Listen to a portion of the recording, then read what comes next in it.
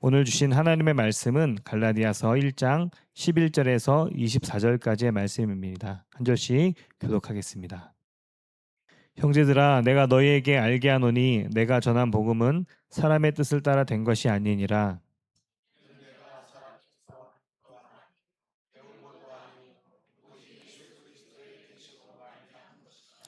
내가 이전에 유대교에 있을 때 행한 일을 너희가 들었거니와 하나님의 교회를 심히 박해하여 멸하고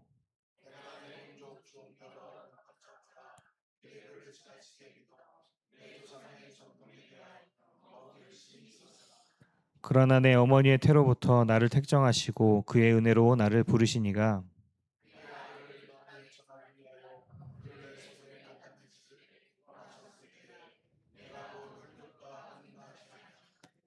또 나보다 먼저 사도된 자들을 만나려고 예루살렘으로 가지 아니하고 아라비아로 갔다가 다시 다메섹으로 돌아갔노라.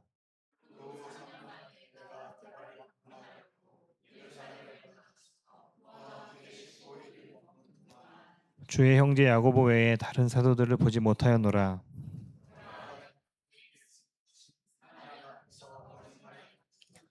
그 후에 내가 수리아와 길리기아 지방에 이르렀으나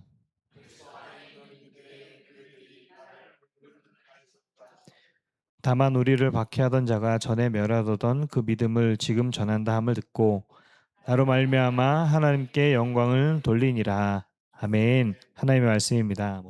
오늘 말씀의 제목을 예수님은 주어 나는 동사 이 말씀으로 정했습니다. 그냥 이 제목으로다가 여러분 다 메시지가 담겨져 있는 것 같다는 생각이 듭니다.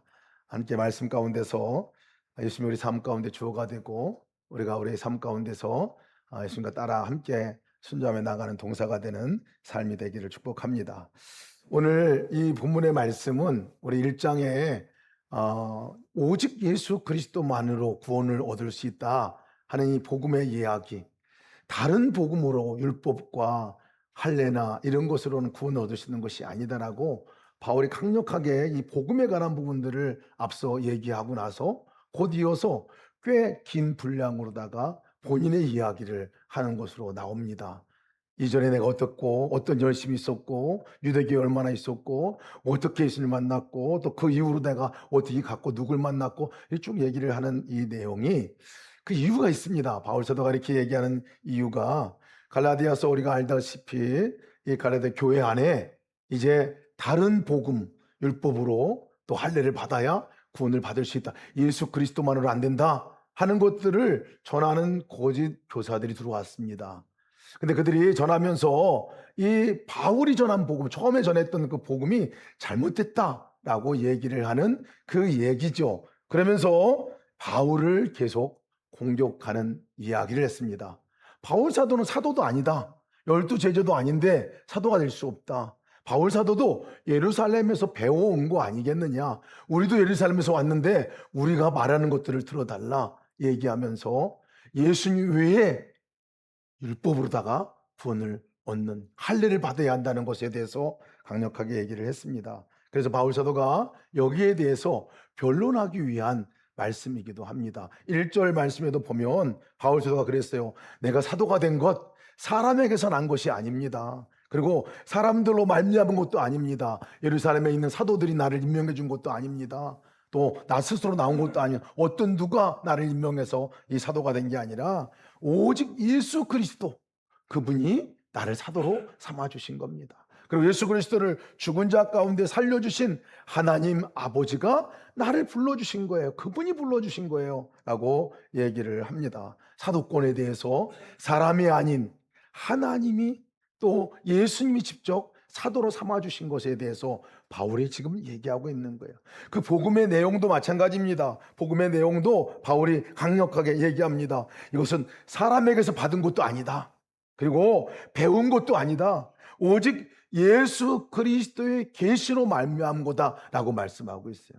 이 예수 그리스도의 계시로 말미암은 거라 말씀하는 것은 예수님이 나타나셔서 예수님 만나셨기 때문에 내가 만나서 들었고 예수님과 함께한 그걸 지금 얘기하고 있는 거다. 나를 구원하신 그 예수님에 대해서 얘기하고 있는 거지. 나를 만나주시고 나와 함께 동행하는 그 예수님 외에는 구원이 없는 것을 내가 지금 얘기하는 거야. 그것을 예수님이 가르쳐 주신 것에 대해서 강력하게 어필을 합니다. 왜냐하면 바울 사도는 예수님 만나고 완전히 바뀐 사람이기 때문에 그렇습니다. 이전에 유대교 거짓 교사들이 와서 율법과 또 할례를 행해야 한다, 그리고 그거 해야 구원을 받는다라고 얘기해 준 그것, 이미 바울 사도가 이전에 너무나 잘 지켰고 따랐던 사람이었기 때문에 그거 가지고는 안 됐었는데, 그거가 구원인 줄 알았는데 예수님 만나고 나니까 정말 예수님만이 구원자이시구나 하는 것들을 바울이 알게 되고 나서, 그래서 내가 바뀌었습니다, 나는 이전에 그 사람이 아닙니다 하고 지금 얘기해 주고 있는 말씀이 오늘 본문의 말씀입니다. 13절 14절의 말씀 보면 바울이 한마디로 내가 누구냐라고 소개할 때 나야말로 열심히 있었던 사람입니다, 나야말로 그 열심히 특심했던 사람입니다 하고 얘기합니다. 내가 이전에 유대교에 있을 때 행한 일을 너희가 들었거니와 하나님의 교회를 심히 박해하여 멸하고 내가 내 동족 중 여러 영갑자보다 유대교를 지나치게 믿어 내 조상의 전통에 대하여 더욱 열심히 있었으나, 이렇게 얘기합니다. 열심히 있었던 사람인 거예요. 종교적인 욕심이 특심했던 사람입니다. 믿음에 관심이 없었던 사람이 아닙니다. 하나님 믿지 않은 사람이 아니었습니다. 잘 믿었던 사람이라고 생각했던 사람이죠. 유대교에 열심이었고 율법도 철저히 지켰고 조상의 전통도 소중하게 지켰던 이 바울 사도, 그것도 가말리엘 문화생으로 그 율법을 너무나 잘 배운 사람이었다고 이렇게 빌립보 3장에는 말씀하고 있는데요. 히브리인 중에 내가 히브리인이고 율법으로는 바리새인이고 열심으로는 교회를 핍박하고 율법의 의로는 흠이 없는 사람이다, 이렇게 바울 사도가 스스로를 얘기해주고 있습니다. 여러분, 요즘에 언어로 말하면 종교적인 스펙이 특심한 사람이에요. 종교적인 열심이 특심한 사람이에요. 대단히 열심히 있는 사람이었다, 자기를 얘기합니다. 그런 사람이었다는 거예요. 그런데 그 사람인 자기에게 문제가 있었던 거죠. 문제가 뭡니까? 열심은 있었는데, 하나님께 열심히 있었는데 자기 열심 때문에 오히려 교회를 박해하게 되었고, 하나님을 위해 산다고 했던 일이 그 믿는 사람들을 죽이는 일이 되었고 하나님을 대적하는 일이 되었다는 것을 바울 사도가 얘기합니다. 왜 그랬을까, 여러분? 바울 사도가 그때는 왜 그랬을까? 바울 사도의 문제는 열심이 없어서 문제도 아니고 율법을 몰라서도 아니고 성경 지식도 몰라서도 아니고 하나님 몰라서도 아니었어요. 바울 사도가 얘기하면서 그때 나의 문제는 단 한 가지, 예수님을 만나지 못했다는 거예요. 예수님이 없이 살았던 것이 바울 사도의 가장 큰 문제입니다. 예수님을 만나지 못했던 것. 여러분, 우리도 이 말씀의 반추에서 보면 우리가 기억할 것이 있습니다. 열심히 있다고 반드시 좋은 믿음이 있는 것은 아니더라고요. 잘못된 방향으로 그 열심히 달리게 되면 목적지에서 더 멀어지게 되는 것과 마찬가지. 바울이 부족했던 것은 열심히 부족한 것도 아니고 지식이 부족했던 것도 아니고, 진짜 부족했던 것은 뭐냐면 예수님이 없었던 거예요. 그의 삶에 예수님이 없었어요. 예수님이. 우리의 믿음의 삶도 마찬가지입니다. 우리도 이렇게 비슷한 경우로 맞이할 수도 있어요. 우리가 열심히 신앙생활하고 열심히 성경 공부도 하고 열심히 우리가 봉사도 하고 헌금도 하고 전도도 하고 할 수 있는데, 그때 우리가 꼭 질문해야 될 질문이 있습니다. 거기에 예수님이 있느냐 하는 거예요. 정말 거기에 예수님이 있느냐, 내가 지금 예수님과 함께하고 있느냐라고 하는 거죠. 자칫 잘못하면 우리가 하나님의 이름으로 하는 모든 일들도, 내가 선한 일이라고 하는 내 열심을 하는 모든 것들도 예수님이 빠져버리고 나면 어떤 일이 생기냐면요, 그냥 내가 중심이 돼버리고 말아요. 내가 거기에 중심이 되고 말아요. 내가 얼마나 많이 너를 위해서 애썼는데, 내가 너한테 해준 게 얼만데, 내가 어떻게 너를 키웠는데, 내가 이 교회에서 얼마나 일했는데, 얼마나 기도를 많이 했는데, 얼마나 내가 많은 지식을 알고 있는데. 여러분, 이런 것들이 보면 예수님이 빠지게 되면요, 그 모든 것들이 얼마나 무의미한가를 보게 됩니다. 그것이 얼마나 우리의 삶을 피폐하게 만드는지 알 수 없습니다. 예수님이 빠진 그 삶은 그렇습니다. 바울의 문제가 다른 것이 부족해서가 아니라 예수님이 없었기 때문에 바울의 삶이 문제가 있었던 거죠. 예수를 섬기고 있지만, 우리가 그 신앙생활을 하고 있지만 그 중심에 그냥 나로 점철된 삶을 살아가면 그냥 바울의 일사망과 바뀌어 다를 바가 없다 하는 것이죠. 열심이 없어서 문제가 아니라 예수님이 없을 때 문제입니다. 예수님이 없습니다. 우리 삶에 예수님이 없으면 당장 그것이 문제인 거예요. 그것이 문제인 거죠. 예수님이 없는 삶을 살았던 바울에게 하나님께 개입하신 것에 대해서 바울이 얘기합니다. 오늘 얘기하는 본문의 말씀은, 그러나 내 어머니의 태로부터 나를 택정하시고 그의 은혜로 나를 부르신 이가, 아주 중요한 단어가 나옵니다. 그러나라는 단어예요. 성경에서 그러나라는 단어가 나오면 눈에 불을 켜고 쳐다봐야 됩니다. 그러나 뭐 어떻게 됐다는 거지? 그러나, 그럼 바울은 교회를 박해했던 사람이었습니다. 그러나 하나님께서 그를 선택했어요. 바울은 믿음의 열심을 가지고 믿는 사람들을 멸하려고 했던 사람입니다. 그러나 주님이 찾아오셨어요. 그럼에도 불구하고 바울은 예수님을 대적했던 사람입니다. 그러나 주님께서 그를 불러주셨어요. 이것이 은혜이죠. 은혜이죠. 내가 했던 그 삶에 관한 부분들 가운데 하나님이 개입해 오는 순간, 하나님이 주어가 되는 순간 달라지는 거예요. 달라지는 겁니다. 13절 14절을 보면 바울이 자신의 행동의 중심에 누가 있냐면 바울이 있어요. 모두가 바울입니다.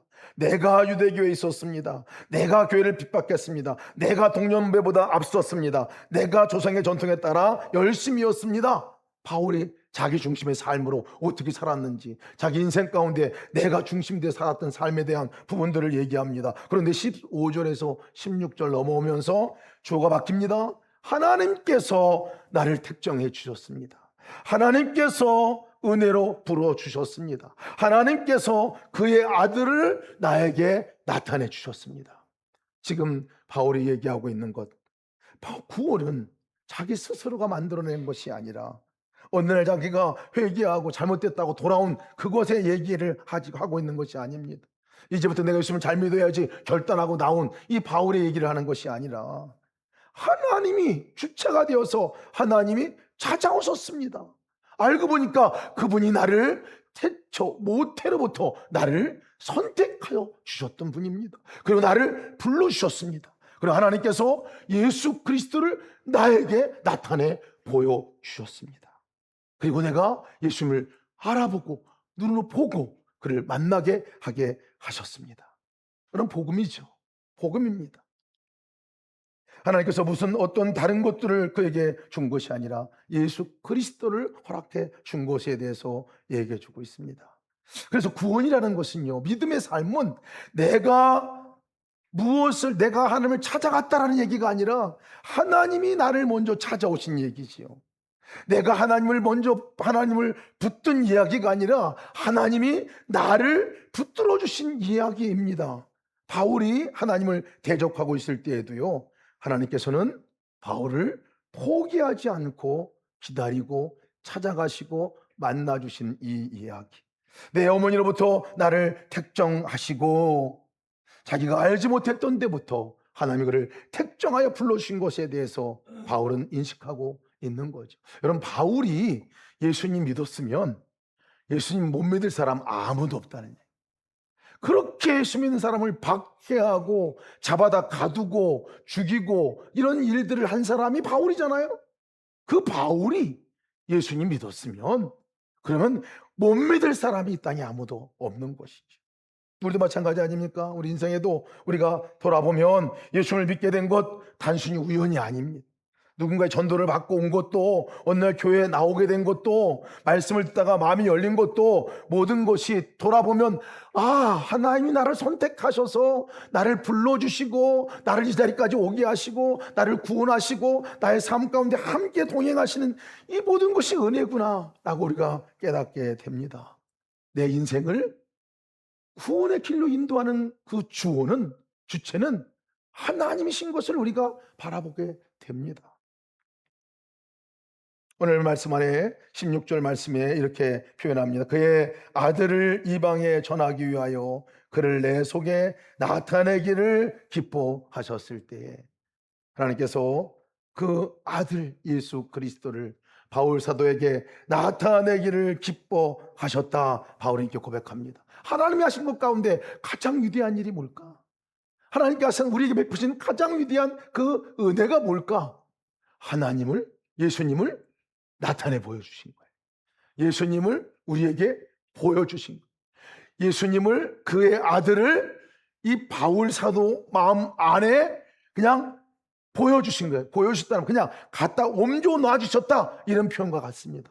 옮겨 놔주셔서 바울 사도 마음 안에 예수님이 직접 인격적으로 와 계시고 존재해 계신 이것을 하나님이 해가 주셨다는 거예요. 여러분, 주님께서 우리를 찾아오신 것, 여러분, 내가 막 강구해서 그분을 끌어당겨서 오게 한 것이 아니라 하나님께서 이미 우리 삶 가운데 보내주셔서, 아예 그분을 보내주셔서 우리 삶 가운데 나타나게 해주신 것을 믿으시기를 축복합니다. 그의 아들 예수 그리스도입니다. 그의 아들 예수 그리스도예요. 우리가 정말 그분이 필요하죠. 그분이 와야 하는, 그분이 와야 돼. 주님은 보여주신 복음의 중심은, 그래서 여러분, 교리가 아닙니다.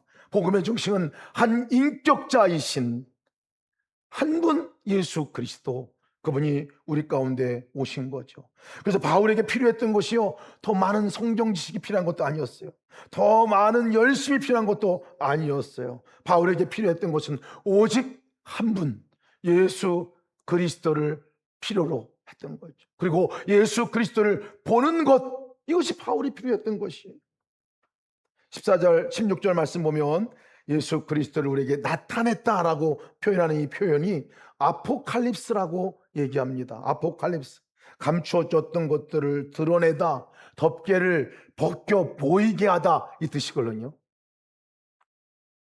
예수님은 바울이 믿기 전에도 하나님의 아들이셨습니다. 바울이 인정하지 않는다고 하나님의 아들이 아니신 것도 아니었습니다. 문제는 예수님에게 있는 것이 아니라 바울에게 있었죠. 바울의 눈이 가려져 있었죠. 하나님의 아들이 그의 감 가운데 이미 오시고 함께 하셨어도 바울의 눈이 가려져 있어서 알아보지 못한 거예요. 알아보지 못한 거예요. 성경을 알면서도 예수님은 알아보지 못했습니다. 열심히 하나님께 나가서 했지만 그는 예수님을 알아보지 못했어요. 부정했어요.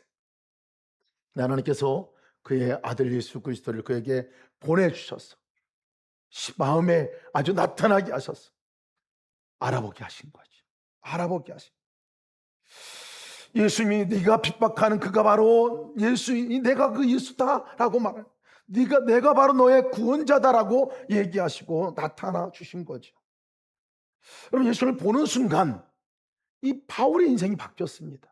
하나님이 보내주시고 나타난 그 바울이 그 예수님을 이제 보는 순간, 알아보는 순간, 오죽하면 그의 과정을 눈이 비늘이 벗겨진 것 같이 그렇게 그의 맹인이었던 그 바울을 묘사하면서 눈을 뜨게 한 바울의 모습까지 얘기를 해줍니까? 눈이 열린 거죠. 눈이 열린 거죠. 누구신지를 보게 된 거죠. 여러분, 우리 삶 가운데 이미 하나님께서 하나님의 아들 예수 그리스도를 보내주셨습니다. 그 예수 그리스도가 우리와 함께 인격적인 분으로 이미 와 계십니다. 문제는 뭐냐면요, 우리가 보느냐 하는 겁니다. 우리가 보느냐, 그분을 보느냐, 우리가 그분을 만났느냐, 그분과 함께 하느냐, 그분의 손을 붙들고 나가느냐, 이것이 중요한 문제입니다. 여러분들은 예수님을 보고 있습니까? 예수님을 만나고 있습니까? 예수님의 음성을 듣고 있습니까? 바울사도 고백한 고백은 갈라디아 2장 20절 말씀이 이렇게 고백합니다. 내가 그리스도와 함께 십자가에 못 박혔나니 그런즉 이제는 내가 사는 것 아니요 오직 내 안에 그리스도께서 사시는 것이라. 존재가 바뀐 거죠, 여러분. 존재가 바뀐. 그전에 나만 있었던 사람입니다. 나만 있는 것이라고 생각했던 사람이죠. 그러니까 결정도 내가 하고 모든 판단도 내가 하고 내가 삶의 주권자가 되어 나갔는데 하나님께서 우리 심령 안에 예수 그리스도를 보내주시고 인격체로 와 계시고 생각과 마음 중심 안에, 우리 삶의 중심 안에 와 계셔서 오죽하면 하나님께서 내가 너와 하나다 라고 말할 정도로 주님께서는 우리 삶의 중심에 찾아와 주셨죠. 그래서 우리가 그분과 함께 살아가는 삶이 성도의 삶이죠. 내 안에 그리스도가 사시는 거예요. 혼자 예수님처럼 잘 살아봐야지, 잘 본받아야지가 아니라 함께 계신 그분과 한 몸이 되어서 그분과 함께 동행하며 나가는 삶이 성도의 가장 기본적인 삶인 것을 얘기해 주고 있습니다. 우리가 함께 계신다는 거 믿습니다. 그런데 실제 생활을 돌아보면요, 너무나 자주 혼자인 것처럼 살아갑니다. 문제가 생기면 혼자 고민합니다. 중요한 결정을 하면서 혼자 판단합니다. 누군가 상처를 받으면 혼자 생각하고 혼자 결론을 내립니다. 어려운 문제 직면에 있으면 혼자 끙끙 앓고 그것을 싸매고 있습니다. 어떤 사역을 할 때도 혼자 내가 계획하고 내 범위 내에서 그것을 진행하고 해나갑니다. 이것은 내가 주인이 되어서 내가 삶의 주체가 되어서 나가면 그것이 맞습니다. 그런데 주님은 우리 안에 나타나셔서 우리와 함께 계셔서 이제 한 몸으로 살아가는 존재가 되오셨기에, 그럼 우리가 해야 할 일이 도대체 뭘까요? 그분께 결정권을 내드리는 거지. 그분이 인도하는 대로 내가 따라가 보는 거지. 여러분, 예수님이 함께 계신 곳이 어딥니까? 그 자리가 이 교회 안만일까요? 예배드리는 장소만이 아니죠. 예배드리는 장소 안에서는 너무나 그것이 잘 이루어집니다. 예배드리는 안에 와서는 바로 주님이 여기 계신 것이 너무나 분명하니까 내가 은혜도 되고 충만한 그 역사도 있고 결정도 쉽게 하나님 앞에서 결정하게 됩니다. 기도하는 자리 나올 때 그렇습니다. 그런데 예수님이 계신 자리가 여러분 그 자리만일까요? 식사할 때, 우리가 운전할 때, 직장 안에서, 가정 안에서, 사람들을 만날 때, 일할 때, 병원에 검사를 기다리고 있을 때, 또 병중에서 고통받고 있는 그때, 어려운 문제 앞에서 고민하고 정말 도무지 어떻게 해야 할 길이 없어 고민하고 있는 그 자리, 거기에도 주님이 계신 곳에 관한 부분들을 믿음으로 취해야 합니다. 믿어야 합니다. 그것을 믿어야 합니다. 그러니까 예수님과 함께 살아가는 삶은 교회만이 아니라 진짜 살아야 될 현장은 우리의 삶이죠. 우리가 있는 그 삶의 자리, 왜 거기 어디든지 주님이 함께 계시기 때문에 그렇습니다. 주님이 함께 계시기 때문에 우리에게 나타내셨어요. 우리가 눈을 들어 보아야 할 이유가 거기에 있습니다. 근데 여러분, 우리 삶이 예수님 없이 생각하고, 예수님 없이 말하고, 예수님 없이 행동하고, 예수님 없이 봉사하고, 예수님 없이 전도도 하고, 예수님 없이 가정을 변화시키려고 하고, 예수님 없이 교회도 섬기고, 예수님 없이 사업하고, 여러분 이 삶을 우리가 살아갈 때에 안 계신 게 아니라 영향력을 미칠 수 없는 그 예수님으로 남아있게 되지요. 우리 삶이 지치게 됩니다. 기억하셔야 합니다. 우리는 절대로 한 번도 혼자인 적이 없다는 사실을 기억하시기를 축복합니다. 함께 와 계신 그 분이시죠. 함께 와 계신 분이시죠. 그래서 주님이 함께 하는 그것이 분명하면요, 봉사도 달라져요. 섬김도 달라집니다. 어떤 일을 우리가 하려고 할 때 대부분 무거운 짐같이 여겨질 때가 많습니다. 그것을 내가 어떻게 잘 해내야지. 그럴 때가 많아요. 여러분, 그럴 때 보면 꼭 여러분 내가 먼저 앞서가 있습니다. 내가 먼저 앞서가 있어요. 그것이 때로는 경건의 훈련도 짐이 되고 어려움이 됩니다. 기도도 해야지 이만큼 해야 되는 거지.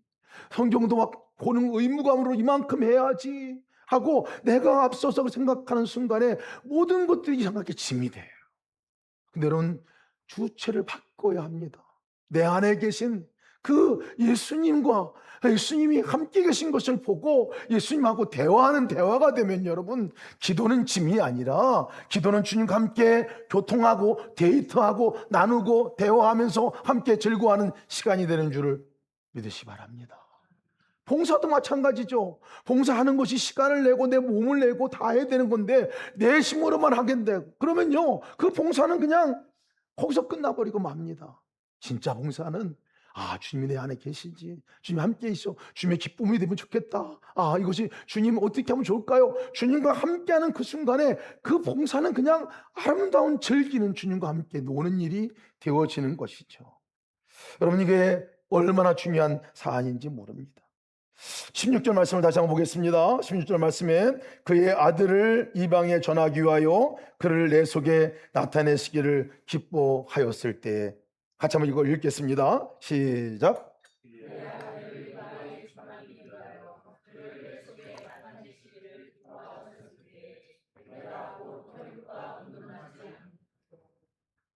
바울 사도가 고백하는 고백은요, 왜 주님이 내 안에 오셨는가? 왜 주님이 나와 함께 지금 하고 계시냐? 그리고 내가 해야 할 일은 뭔가? 이것을 얘기를 할 때 지금 갈라디아 교인들에게 얘기하는 겁니다. 뭐라고 얘기하냐면, 예수님이 하나님이 나에게 나타내신 일은 나만을 위한 것이 아니었습니다.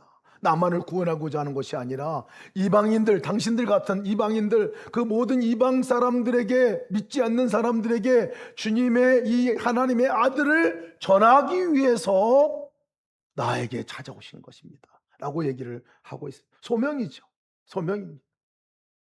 주님을 만나고 구원받은 사람에게 바울 사도가 지금 자기가 누구인지를 분명하게 얘기하는 정체성에 관한 얘기죠. 우리도 마찬가지입니다. 주님을 찾아오셔서 함께하는 거, 우리가 주님이 친밀한 교제 가운데 나가서 하나님께 주시는 놀라운 은혜와 축복을 마음껏 누리게 하기 위해서 주님께서 오신 거 틀림없습니다. 근데 거기서 끝나기를 원치 않으십니다. 거기서 끝나지 않게 하나님께서는 우리 가운데 드러내시고 나오신 그 일은 하나님의 아들을 이방에 전하기 위해서, 알지 못하는 사람에게 이 기쁜 소식을 전하기 위해서. 여러분, 구원의 소식은 기쁜 소식입니다. 제가 믿지 않는 영혼이, 그분들이 죽음을 앞두고 예수 그리스도를 믿는 그 과정을 보면서 이분들이 예수님 믿으면 천국 갑니다 하는 것이 이전에 주저했던 얘기였어요. 근데 살아보니까 그거 외에는 방법이 없어요. 그거 외에는 기쁜 소식이 없는 거예요. 그거 외에는 이 사람을 살릴 방법이 없는 거예요. 그거 외에는 천국으로 인도할 방법이 없는 거예요. 그걸 알고 나니까 그냥 그 누워있는 분들에게, 그냥 의식이 없는 분까지도 손을 붙들면서 얘기할 수 있어요. 예수님 믿어야 구원받는 거예요. 예수님 믿어야 지금 영접하셔야 그분이 당신의 영혼을 구원해 주시고 천국으로 이끄실 거예요. 이 얘기를 할 수가 있죠. 여러분, 우리가 구원은 오직 그분 외에 없다고 우리가 진짜 믿는다면, 여러분, 우리 주변에 있는 사람들에게 진짜 구원의 소식을 전하지 않을 수 없죠. 전하지 않을 수, 거부해도, 거절해도, 기도하면서 또 찾아가 보고 또 초청하고 또 얘기하고, 예수님이 나와 함께 계셔, 그분이 나를 구원하셨어, 그분 믿을 때 내 삶이 바뀌어져, 그리고 그분이 나의 삶 가운데 임하실 때 하나님 자녀가 되는 거야. 그럼 내가 영원한 천국에 갈 수 있는 길이 나는 열렸어. 오늘 죽어도 난 천국 갈 사람이야. 그럼 이 복음을 전해주는 것, 이것이 예수 그리스도가 내 안에 오셔서 함께 사시는 삶의 사람들인 거죠. 내 안에 오신 그분을 나누는 거죠. 그것이 억지로 할 일이 아닙니다. 우리가 그것이 진정 나를 구원해 주신 그 사실이라는 것을 믿는 믿음이 분명해야 전파가 되고 전함이 되어지죠. 예수님이 진짜 내 안에 오신 것이 믿어지고 그 경험이 있고 나눠보고 교제하고 나면 예수님과 함께 살아봐, 달라져 하는 얘기를 나눌 수가 있게 되지 않겠습니까? 이것이 하나님께는요 기쁨이라고 그랬습니다. 이것이 하나님께는 영광 돌리는 일이라고 그랬습니다. 이것이 하나님께 우리가 해드릴 놀라운 일이라고 했습니다. 여러분, 하나님께 영광 돌리기 전에 정말 우리 가족들, 우리 옆에 있는 사람들, 주님을 알지 못하는 사람들에게 진짜 그들에게 기쁨을 줄 수 있는 최고의 길이 있다면 그것 아니겠습니까?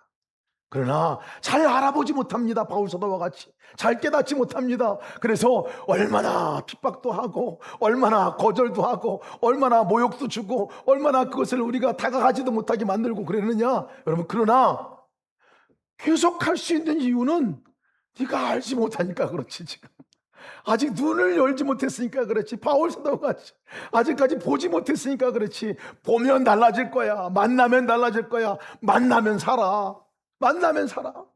이것이 분명하지면, 여러분, 우리가 계속해서 그 초청을 해나갈 수 있을 것입니다. 우리 여기 다음 주에 이제 우리가 함께 초청할 명단을 적었는데요. 15분 되더라고요.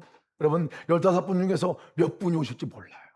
한 분이 오실 수도 있고 두 분이 오실 수도 있고 세 분이 올 수 있어요. 그러나 이 명단을 적고 함께 기도하고 올린 자체가 저는 놀라운 일이라 생각합니다.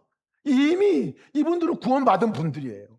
이미 저는 이분들은 언젠가 분명히 하나님 불러주시고 찾아가서 나타나실 분들입니다. 이번에 혹시 못 와주신다면 다음번에 또 다음번에 아니면 그 다음번에 또 만약에 아니면 죽음의 순간이라도요 분명히 만나실 겁니다. 분명히 만나실 겁니다. 그럼 믿음을 가지시고 기도하시기 축복합니다. 저 어떤 이 이름들은 분명히 주님 만나고 구원받을 영혼들입니다.